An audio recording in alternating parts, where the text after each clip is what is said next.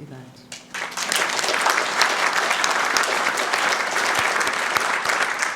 Thank you all so much for having us here. But I'll be honest with you, I really didn't want to be here in these circumstances, because I wanted to be here talking to you as the Home Secretary, talking about how we get PCSOs back on the street and our plans for neighbourhood policing, talking about all the things we wanted to do with a new law on violence against women, to hit against domestic abuse. There's so many things that we wanted to do, but now we can't because we lost.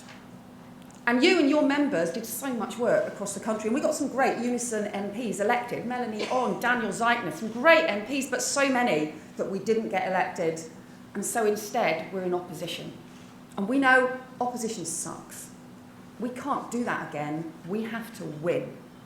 And that's why I think we need to be able to reach out. We can't just figure we were too narrow at the election. We can't just move our narrow party a bit to the left or a bit to the right and figure that's enough. We can't do that. We've got to grow outwards. I was born in Scotland, brought up in England. My family are from the northern coalfields, which I represent.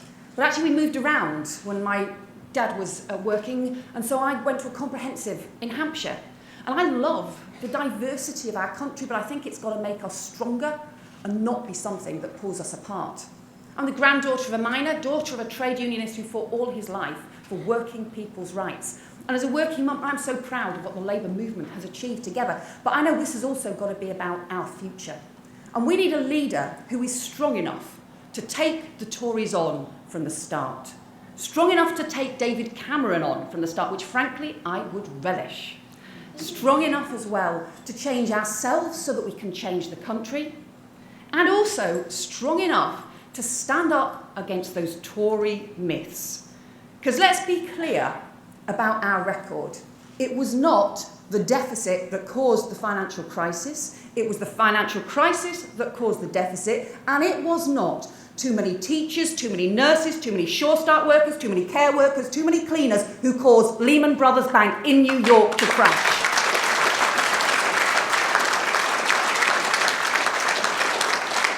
And I think we've got to have the confidence to take them on. Yeah, we've got to reach out. We want to work with business on the high-tech jobs of the future, on a childcare revolution, to support working families. So many ideas we've got for the future, but also challenging them, challenging, fighting against and then reversing the trade union laws that they want to bring in, fighting against the divisive things they want to do to our country, pushing so many more children into poverty, again in the 21st century. And take it on the basis of our values. Because if you look, what they want to do now is to cut tax credits for those on 15,000, while they cut taxes for those on 150,000. And they want to shrink public services and the state, because in the end they believe that tax credits and public services make you somehow dependent, that they're a bad thing. We know the reality of people's lives across the country is the tax credit is what helps you pay your childcare so that you can go to work. The public services, the GP appointment, is what means that you don't get stuck at home sick. It's the care worker who means you don't have to give up work to look after your elderly dad. These public services are the things that make us independent, the things that help people get on in their lives. It's public sector workers across the country who are supporting our families, our society, and our economy. And you should get the recognition you deserve for that incredibly important work that you do. And that's why we have to stand together around those values, to pick ourselves up, to get ready to win for the future, to win in 2010, because we can build both a stronger society, a stronger economy, and a fairer society hand in hand. We can be proud of our values, and we can have the strength to win again in 2020. Thank you very much.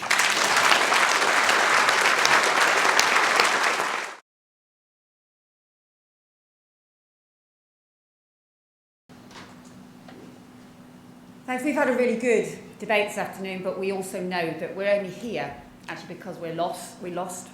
And what brought it home to me is on polling day, my constituency in Normanton, and a woman who came up to me and said she wanted help with her bedroom tax arrears, over £1,000. And she was in tears when she talked to us. And I said, look, you really must go out and vote. And she did. She voted Labour, she voted for us, and yet we lost. That bedroom tax is still in place, her arrears is still in place. And I feel like we let her down. Because although we won, in Normanton, we lost in Nuneaton, we lost in so many other places across the country. There's so many things that we want to change. And that's why we have to win next time. So when in 6 weeks' time you choose the next leader of the Labour Party, make sure it is someone who you are confident can be a Labour Prime Minister, because that is what voters are going to be looking for from the start. Someone who is strong enough to take on the Tories, but also to make sure that we have that vision for the future, so that we can appeal not just to people's hearts, but to their heads, not just to their heads, but to their hearts, to appeal head and heart, voting Labour for the future. Because people knew that we wanted a fairer country, but they just didn't really trust us to deliver it. And we need to do both. And I think we can do that. And I think that is about the vision, about new jobs for the future, the public services for the future, the fairer country, the childcare revolution. It's also about standing up for our values. And for me, a lot of that is about championing women's equality. It's what I've always fought for, and I know I'm only here because I've had more chances in life than my mum and my grandma because of what the Labour movement did. And yet I fear the Tories are turning the clock back for our daughters. We know David Cameron has a woman problem. So let's give him an even bigger one. Smash our own glass ceiling and elect Labour's first woman leader and first Labour woman Prime Minister as well. Thank you.